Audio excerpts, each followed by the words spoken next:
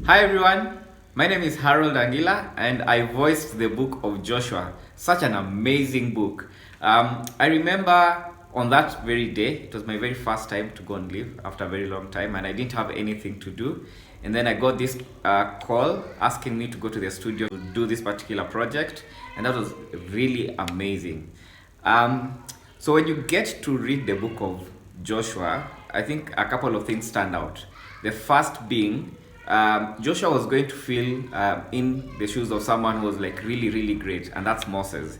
The person who actually saw God. And I know most of us have actually been in that space. I know I have been in that space where you need to do something and you don't feel well equipped or as good as probably someone who was doing it before. And that's the space where Joshua was. But it's amazing how he was able to have a very close interaction and a very close walk with God to be able to actually execute the leadership obligations that he had to lead the Israelites.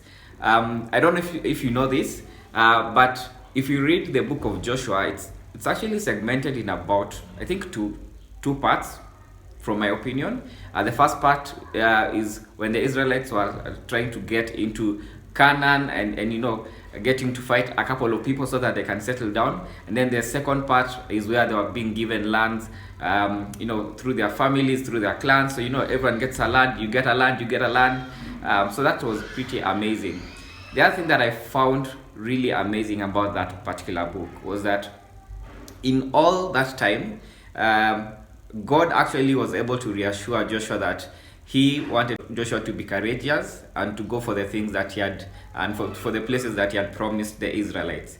And then also closely tied to that is that Joshua's response, and I know most of us know this particular verse, but Joshua's response was really, really awesome when he was able to actually boldly claim that for him and his house, they have chosen to serve the Lord. So it's very interesting that on one hand, God was actually giving him promises. On the other hand, he actually chose to walk with God. And I feel like as I got to read the book of Joshua, I think that's the kind of relationship I want to have with God.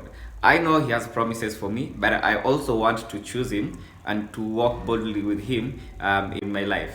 So I encourage you to please listen to this audio Bible, this chapter and even the rest of the chapters, and you'll get to realize that the stories really jump out at you.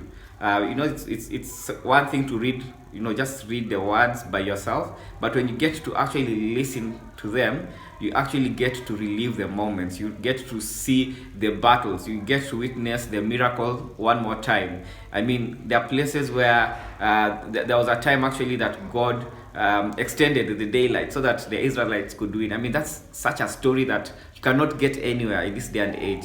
I don't think I've had that in a couple of years since I was born. So very amazing stories.